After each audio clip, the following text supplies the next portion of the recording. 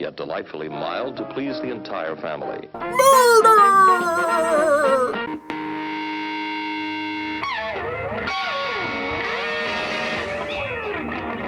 And now, on with the show. Okay, people, welcome back to another Fwoosh Weekly. As always, I'm Robo, and I know I'm missing stuff as we speak. Can't be helped. I waited as long as I could to record, and there's still stuff going on. Mezco, McFarlane, Walmart, Target, overseas shows. So I'm not going to blab too long right here, and I'm going to try to hold back the rambling as much as I can throughout this, but you know me. We discussed the NECA Comic-Con panel from Monday on Monday Fwoosh Live, but we're going to break it down again just to quickly go over everything. Back to the Future Griff is on the horizon, and we're getting an 85 Doc. I love that Christopher Lloyd is so animated in his performance in these movies that it translates perfectly into action figure form. Defenders of the Earth are getting some repaints with some slight tweaks like Flash Gordon, Ming, and the Phantom, based more on the comics. The Flash Gordon and Ming are also getting movie-inspired repaints for exclusives to the NECA store and Walmart. They don't have the movie rights, but they can do this, where it's just kind of an homage. It's not a perfect translation. Then there's also a set of Ming and Flash in their late 70s toy looks. Full-on blister cards, and those are exclusive to the NECA store and Target. Black Noir and A-Train was announced for the boys. There's Halloween 2 Michael Myers and Dr. Loomis, including fire effect clip-ons for Michael and swappable arms for Loomis, so you can have him without the overcoat. Another MacReady from The Thing, which did go up for pre-order on Walmart.com today during their whole CollectorCon thing,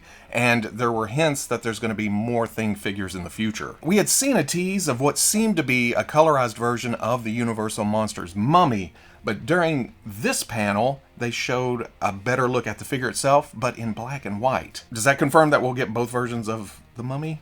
Former video game aliens in more realistic paint jobs, new additions to the Gremlins 2 shelf. Ooh, Gargoyle's Demona. She briefly made an appearance in a stop motion a while back, but here it is. It's coming next. Demona, Gargoyles. Woohoo! Along with that was the reveal of Thalog. Now this is an evil clone of Goliath, so of course it's going to reuse the body, which a lot of people complained that it's too early in the line to be getting into reuse. But for a line like this to continue to... I say this every time there's reuse. I mean, it's just a fact of life at this point. As much as everyone wants the unique looking characters, it's stuff like this that pays for that. It's still a badass looking gargoyle, right? Then they moved into Teenage Mutant Ninja Turtles with the 1990 movie Unmasked Casey Jones. Oh, bread and butter. That's right up my alley. The elbows have been modified to be less noticeable, and then he comes with a loose mask that he can hold, put on his backpack, whatever, and then an alternate masked head. Secret of the Ooze Shredder looking all spiffy with his saw blade helmet and brand new cape. Super Shredder is getting a re-release with a few tweaks at Walmart, and I don't think it comes with this base. I've seen this discussed in several places. They did show a picture of the box that looks like the same box that we got with the previous Super Shredder release, so there's not enough room to fit all that wood and all them planks in there. For cartoons, Trevor showed a Ground Chuck and Dirtbag 2-pack. I don't do the cartoon line when it gets much past the main characters, but when he showed the feature of his Dirtbag splitting in half, and then you can use the top half in this mound thing where it looks like he's burrowing up out of the shelf. That's neat. With the Wingnut and Screw Loose 2-pack, it was decided that Screw Loose would be a full-on figure. Full articulation instead of just a pack-in. Then came the Channel 6 News Crew Comic-Con exclusive. All this equipment plus the box folds down to give you a newsroom backdrop. That'll be at Target for $150, but right now, the NECA store has an exclusive version with a shirt and a press pass and some other things for $175. And then finally, a tease of the cartoon Toka and Razar. And then later Thursday, Walmart.com posted a page for the TMNT 1990 movie April and Casey Jones Farm 2-pack. No pictures, which seems to be kind of a trend this week with some of the exclusives, but I've got to guess that the bodies may be slightly different, or Casey doesn't have the vest. Something different. No pictures didn't stop me from pre-ordering it, because when you see stuff like that, you gotta jump on it, or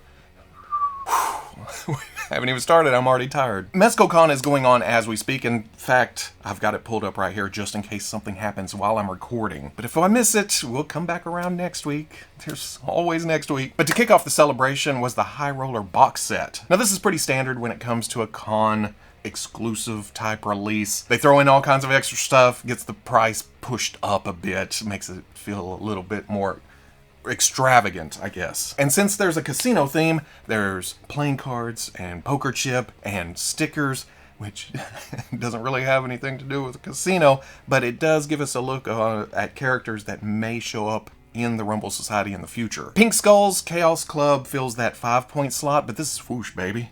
We are 6-inch to a fault. So what jumped out at me was the 1/12 Collective Secret Agent Gomez. Some people may complain that there's too much Gomez going on, especially when there's pre-orders for other properties that have been kind of pushed back way further as Gomez's jump in line in front of them, but it's also the company mascot, and it's mostly reuse. They can bring parts and switch things up and just throw out another set. Looking at this with the fancy white tux and all the spy gear, it seems just ripe for a James Bond head of some kind. But we may as well be speaking of this in the past tense because it's already sold out. You can jump on the wait list if you are interested though. There was also a surprise drop of a 3-pack of 1/12 Collective Rumble Society Black Skull's Death Brokers. Exactly what you expect. Black Skull badasses in suits with weapons. The green accents do look snazzy though, even though I look at it and some of the translucent top plastic, I think, oh, it's glow in the dark, but I can't find anything in the description that actually says that. $265, which I know that, but it does work out to $88 a figure, which is standard Mezco price, or well, maybe a little bit more. For MezcoCon full-on reveals of possible future 1/12 Collective releases, there is Gotham by Gaslight Joker. Now, I've never actually read the story. In fact, I've never heard of Joker being a part of that story, but looking at this, and since I did pre-order that Gotham by Gaslight Batman, if this pops up, I may have to get it. Plus, it has a very Man Who Laughs look to it, which just adds on top. Then there was the reveal that prompted Veebs to text me, before I even saw it, and it's Dick Tracy and Flat Top. I was never into Dick Tracy much. I've seen the Warren Beatty movie, but Veebs, he's got all the classic toys, and he's talked several times about wanting a modern line. So even though he hates cloth, I can already hear him from here. Okay, you will pre-order these? Sweet. And, yep. As I'm recording, they're still throwing up reveals. There is the 1/12 Collective Spider-Man 2099. I usually prefer darker colors to my 2099, but the blues and reds are really striking here. And one of my usual complaints when it's a full bodysuit is that the texture and the sheen usually doesn't match between the plastic of the head and the cloth of the body.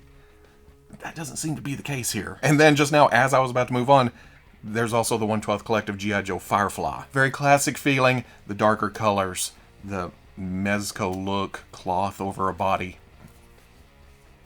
Oh, they got me. Something else that just popped up, and I found out about it again from Veebs without any electronic devices at all. I can hear him from 4 hours away just going, here is the Jada Toys, General Mills, Frankenberry, and Count Chocula. These are up for pre-order on Entertainment Earth right now. The description actually says 6-inch scale, which when it comes to serial type characters, I don't know what the exact height would be, but they look like interesting action figures. And this is another one of Veeb's dream lines because he has the masks, he has some of the vinyls, he has the mugs, the tiki mugs, I think. But that's a lot more articulation than I thought would be possible in cereal mascots. And honestly, I never cared for cereal with marshmallows, and stuff like that. So I've never had Count Chocula or Frankenberry or Booberry.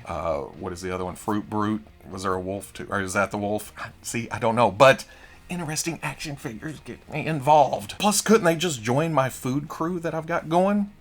$25 due out in October. Of course they're due out in October. McFarlane is throwing his own little not SDCC shindig. Did I put enough C's in there or too many C's? I don't know. We're not going back. This week he's been trickling out little reveals here and there.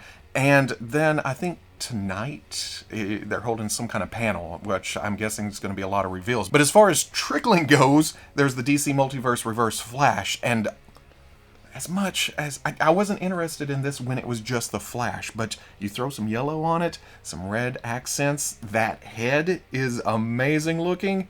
Yeah, I may have to go out of my way to get this. Then there's the DC Multiverse Superboy Prime, who doesn't break my top 100 favorite characters in DC, but that looks pretty good. From what I'm told, it's not his classic look, it's more death metal with todifications on top of that. Just little extra details and paint flourishes thrown in. But then the one that did catch my eye is the big Bastich Lobo. Again, not my perfect mind's eye picture of the character, but it would completely work and makes me not glad. I'd still like to put hands on that Storm Collectibles Injustice version, but this is going to be a lot cheaper and a lot more accessible. The face does kind of remind me of a Buffy the Vampire Slayer background vampire or something. You know, the brow ridges just...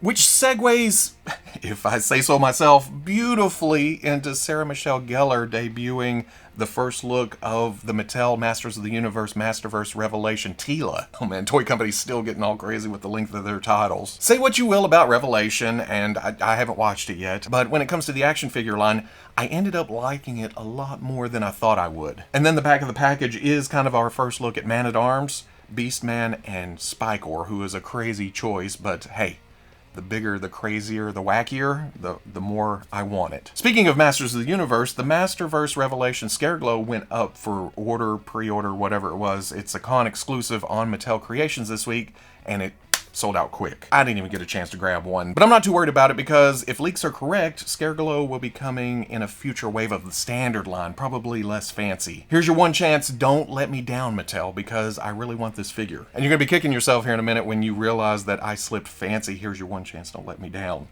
I don't even like country music, but it just kind of...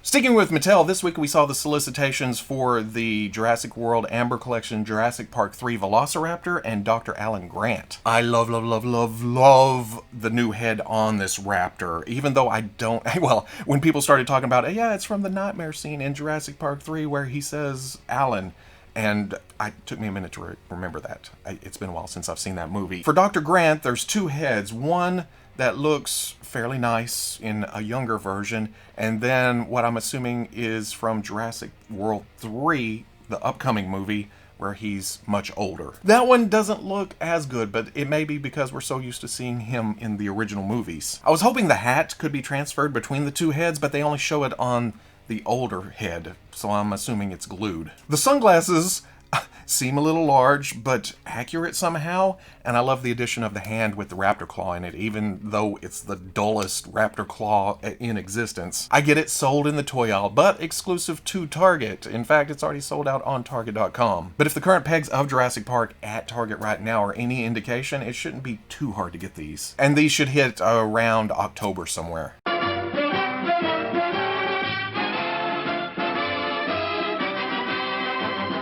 I don't know League of Legends, and I don't have a lot of experience with Spinmaster, but you know Uncle Robo. If it's an interesting looking 6-inch compatible, fairly nicely articulated action figure, it catches my attention. Zed looks cool with the armor and the blades, and hey, may work as a gladiator in my beef battles. And I'm looking at the double knees and double elbows. This is my knees, these are my elbows. But they should have nice range of movement. The problem is that they don't really demonstrate that in any of the solicitation pictures. It's just a slight pose adjustment here and there. Then there's Thresh, who takes all that pondering out of my brain and just goes, oh, that looks kick-ass. The design is just eye-catching, and they did a good job of translating that into plastic form.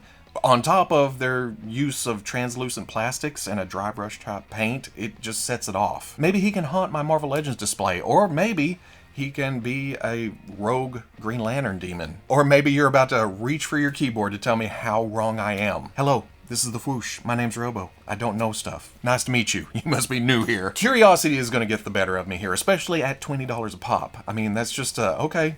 I'll give it a try. Also scheduled for October. I'm seeing a trend here.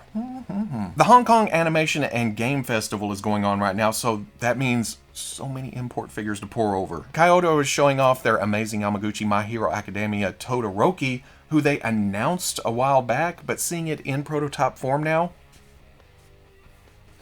yeah, it looks like a dude in a jumpsuit. Especially to those of you who don't know My Hero Academia, but if the rest of the line is any indication, he should come with some kick-ass ice and fire effects. You can even see the hole in the back of the forearm where stuff is going to plug in, so it's got to have...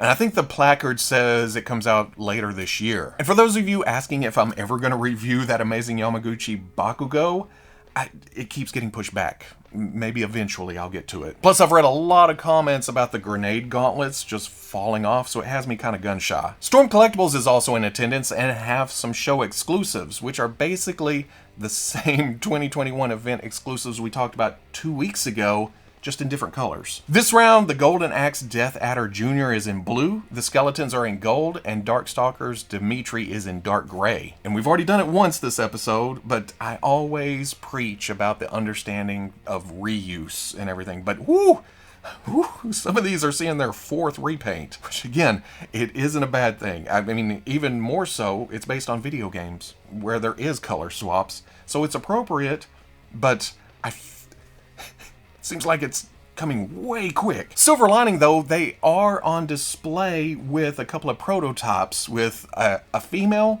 that I don't know who that is. Wait, is it Street Fighter V Jury? But next to her is Darkstalker's Morrigan. I was just talking about her recently with the repaints of Dimitri, thinking it's Darkstalkers. They gotta get to a Morrigan at some point, right? No word on if these colorways are gonna be available domestically, but there is a precedent for that because Bluefin Brands is carrying their other exclusives. And that's just furthered by the fact that Sentinel also announced a show exclusive with the Fighting Armor Black and Gold Iron Man that's available at the show, and then also on Bluefin Brands. I haven't jumped into the Fighting Armor line, at least not yet. I did pre-order the Deadpool because it's Deadpool, but I did throw in a pre-order for this too. I've been wanting to test drive the series, but I didn't feel the need for yet another red and gold Iron Man. But you throw black and gold on it, a color scheme that I don't have in my collection yet, it's like it was made just for me. And while they looked interesting, I never felt the need to get Captain America or Spider-Man or Wolverine.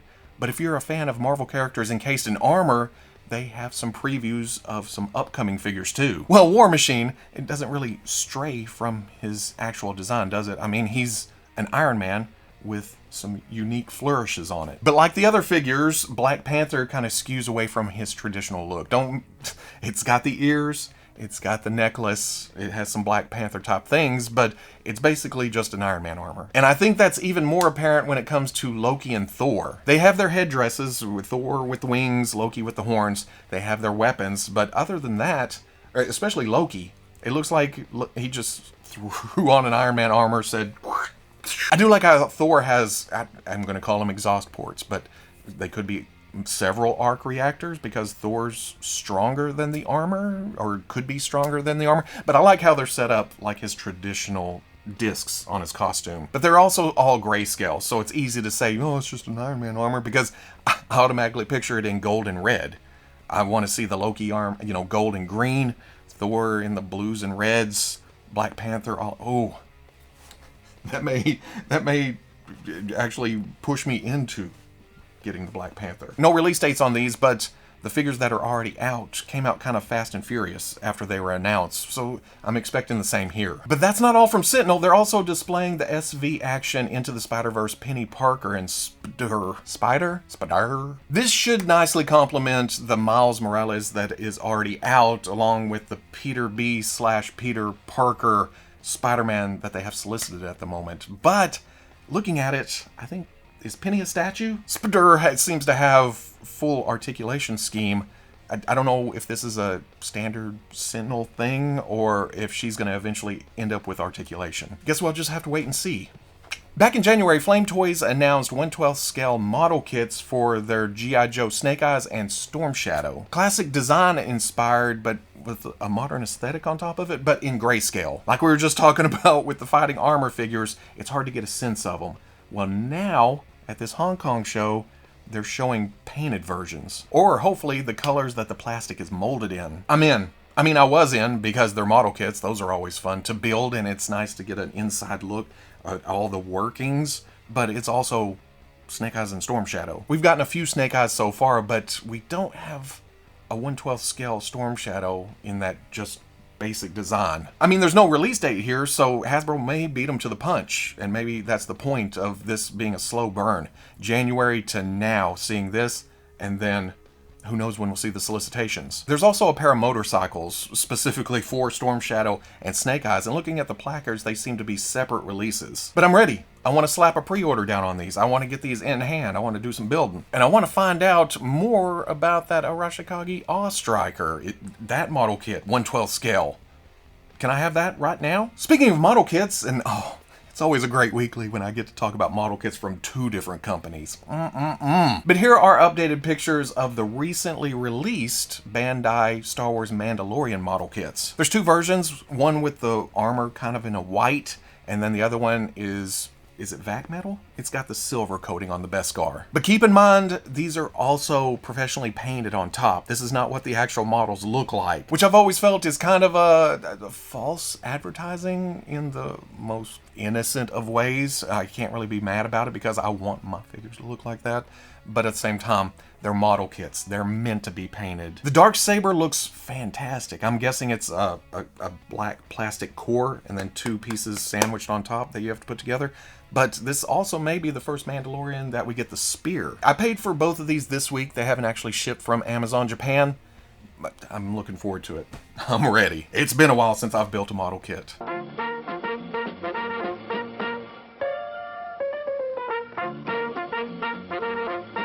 Circling back around to hard-to-get exclusives, which seems to be the topic of discussion more often than not these days.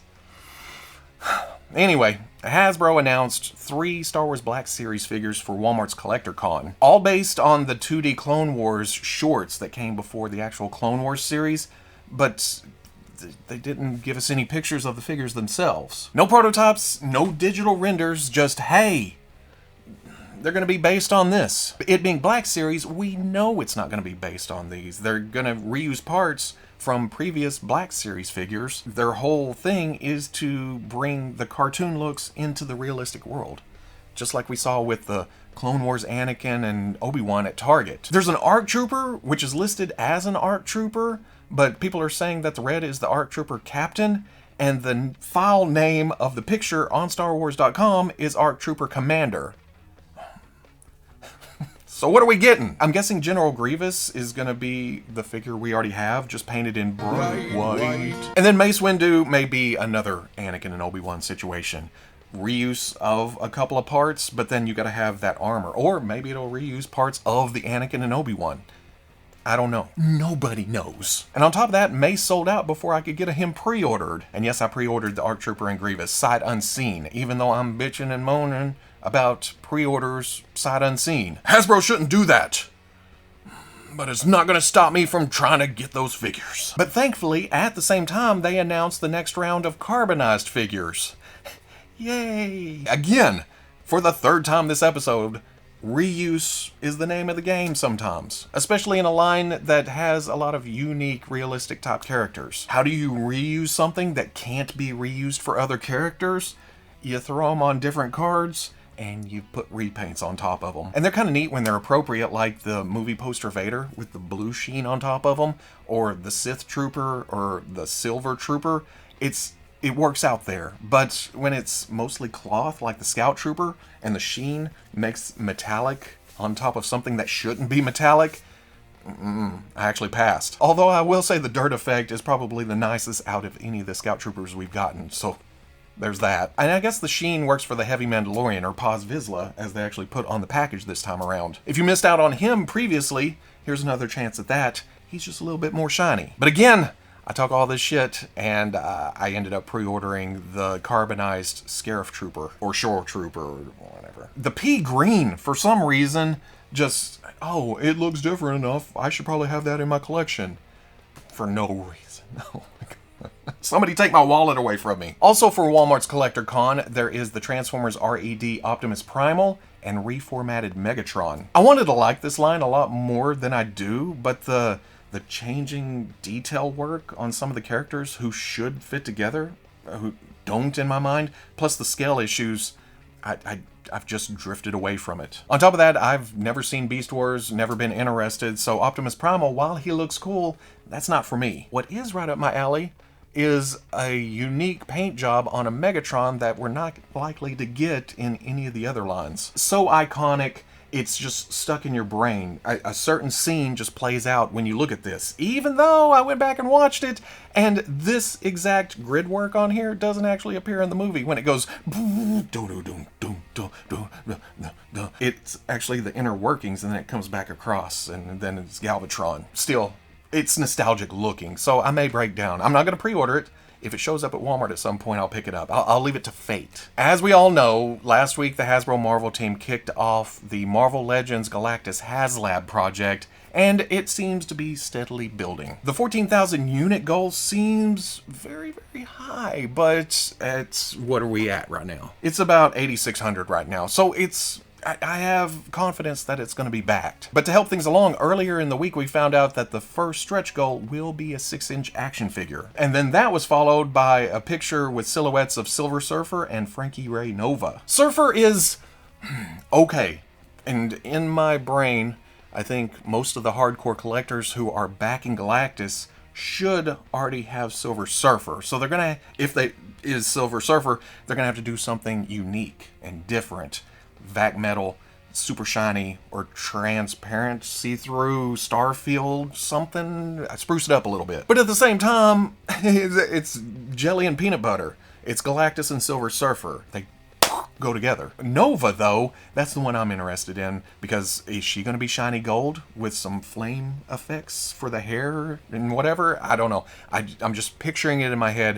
It should look pretty cool. Hopefully we'll find out soon, because it looks like there's still some space for some other heralds in the other corners. Oh, Power Rangers. Such interesting designs. No connection whatsoever. But I never know what I'm going to want. Crazy birds, pumpkin wrappers, king sphinxes. I can use those in other places. And again, hello, I'm Robo, I don't know stuff. And the same goes for their PulseCon exclusive Pudgy Pig. I can put this anywhere I want. In fact, it's a pig. And I've got an army of food-type warriors. This would strike fear into the hearts and the minds of my tomato heads, my peelies, but not my beef bosses. Beef boss fears nothing, not even death. Like I said, Pudgy is a PulseCon exclusive, so it's a little bit more elaborate in its packaging. That's made to look like a lunchbox. That was all the rage in the 90s. And then it comes with some utensil weapons and some food accessories. But apparently all that comes at a cost, because this is nearly $60, which is almost $30 more than the other deluxe figures at retail. That price does seem to line up with last year's Lord Draken exclusive, and this is a lot more unique plastic than that, but whoo, that's pricey. Like I said, this should be available at PulseCon here in a month or 4, whenever they hold that event. Okay, hydrate. We can do this. Home stretch. The thing that caught my attention the most, though, and as I've proven, there was a lot of attention-grabbing things this week, but I gotta give it to MAFEX. We saw the tease of the Cyborg Superman last week, then they released ads for both Cyborg Superman and Wonder Woman 84 Wonder Woman in Armor, followed by, well, we'll get to the show stuff, but then the solicitation of those two figures. Every month they throw out 2 new offerings, even though their schedule is so backed up it's crazy.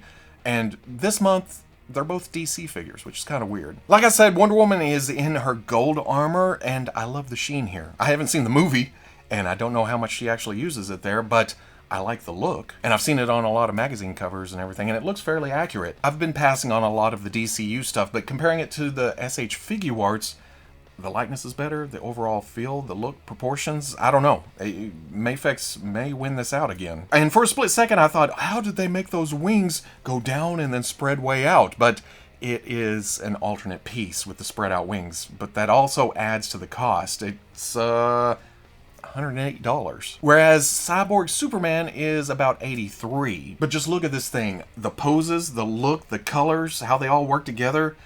I say this a lot, but it just leaped off the comic page. This is, the metallic parts have a darkness to them that just contrasts against the light blue. Oh man, I'm not doing anything but hush on the DC side of MAFEX things, but this is damn tempting. But that's not all, because MEdicom held their own exhibition where they showed a lot of figures that are in the pipeline that we already know about, along with some new stuff. Keeping with DC, both Asbats and Black Suit Superman are just, fantastic. See what I mean about tempting? If you put them in a group shot, you get some 90s goodness, and it just makes for one hell of a display. And I'm sure you noticed the new Batman Adventures Joker. They're not going to release a Batman and not have a yin to his yang. We also get a better look at the Hush Harley Quinn, and I think this sold me more than any of the solicitation pictures. Not that I already didn't have it pre-ordered, but this makes me more secure in that decision. But it's this stealth jump Batman that makes me confident that we're going to get a lot of the main players. I mean, it's a variant of Batman himself, but you pair that up with this badass looking Huntress and I'm ready. Give me a whole display of these. My buddy Prod pointed out that the shorts should probably angle up towards the hips, but looking at the rest of the figure, if there were any nitpicks, it would be that. But then it's outweighed by the just overall feel and the fact that I don't have a Huntress that I'm happy with. This may be it. To add another cherry on top, there is the Nightwing prototype, and without the colors on it, it doesn't look as impressive as the rest. In fact, looking at this, the shoulders kind of bulge out and look odd, but I'm hoping it's still in progress. They shove them back in, and then if we're getting Nightwing, give us Robin, give us Ivy. And I think at that point I would feel complete, but I would not say no to any other characters. For DCU, the Snyder Cut Justice League Black Suit Superman was shown, and now I'm trying to remember if they've had a red and blue Superman since that, oh man, that Batman vs. Superman figure sucked. That was one of the things that made me feel like MAFEX was not for me, and then they brought it back around shortly after that. Flipping over to the Marvel side of things, this Infinity War Doctor Strange makes me kind of regret that I didn't jump on the pre-orders the first time around. I may have to go back and get it because... Then we look at Gwen from Into the Spider-Verse, and it's making those schedule changes all the harder because was she supposed to be out by now? She needs to be out now. Oh, and we can't get X-Men out enough. This group shot makes waiting excruciating. Come on, Gambit and Jean. We need to fill out that team. I don't know why they went with the Age of Apocalypse Magneto, though. Although Medicom has proven that they have no qualms about going back and redoing characters like Wolverine and then Spider-Man, like yet another Spider-Man, but this time in his symbiote suit. So good. I love the black and the white and how minimalistic this looks, and they captured it perfectly. We've also already gotten a Jim Lee X-Men Cyclops, but there's no denying it. The X-Factor Cyclops steals the show for me. I know it's just dude in spandex with a pair of glasses, but I don't know. The way the X is laid out, this nails it. Plus the shade and the sheen of the blue against the white with its light shading on it. Oh, this gets out. Now we need a Jean in the red and yellow, Iceman with his inhibitor belt, maybe some see-through plastic, Archangel with some wings like that Wonder Woman 84 Wonder Woman, and then Beast in human form, brown and yellow, but with swappable parts with blue fur on them for the head and the legs. That should only take 3 or 4 years to finish. There's also this X-Force Deadpool, and if you compare side by side with the red one, no reused parts here. This is an all-new sculpt. They could have fudged it into just being a repaint, but everything new on this, and it looks great. And then as far as new reveals go, there's this Iron Man. And unfortunately, this follows hot on the heels of Marvel Legends nailing this version of the armor. It looks very, very similar, but Marvel Legends also did the 80th anniversary with the golden red with the shininess, and then they did a version kind of like this, but it's still off with the blue in the eyes, the mouth, and the chest. So if you're a stickler for accuracy and you dig MAFEX, besides all of that, there was apparently an area where you couldn't take photographs, and there, because there's not plastic in my head, I have to actually read the list, but there was a Mark 85 with damage, Rescue, Iron Man Mark 50 with lots of nano weapons, X-Force Wolverine, and Snyder Cut Justice League Cyborg with mask and 4 arms. But as much as I love what we're seeing here, when it comes down to it, we are still way behind on the schedule, and it's kind of infuriating that they keep showing new stuff. They keep soliciting 2 figures a month,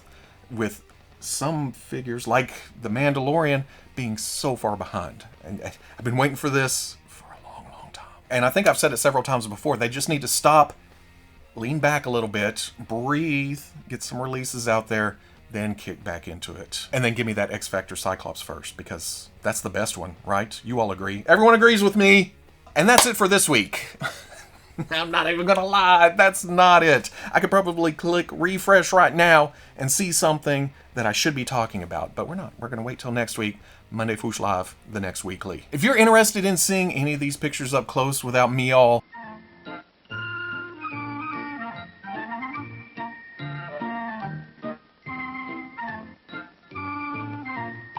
I'll be posting all of those along with links to pre-orders, more information on the Foosh front page Saturday at noon. And like I said, stuff is still going on. MezcoCon, wait, I'm gonna refresh. Okay, Firefly was the last one, but it's still going through the weekend. Also, McFarlane has something big going on tonight. Walmart Collector Con is it a few more days or is it just again? Still happening. Target's Summer Geek Out or whatever the hell they're doing. More reveals there. Overseas shows, and if that wasn't enough, Hasbro has to come along and, hey, you guys, I know we have pre-orders going up right now, but as far as live streams and everything, we're going to do Marvel Legends Fan First Wednesday next week. So I thought it was just going to be this week, but nope, it's going to be next week. Craziness continues. Oh, shit. Looks like there's new pictures of the Blitzwave Voltron, too, next week. I guarantee it, because that thing looks awesome. If you enjoyed this Foosh Weekly, comment, like, subscribe. Much love to the plus if you're interested in seeing videos early or just in a position to help out the channel. Patreon.com. But wherever you may be watching this, I'll always catch you on the Foosh. Thanks again for dropping in, and we hope you've enjoyed the evening as much as we've enjoyed having you here. Till next time, please drive carefully, and good night now.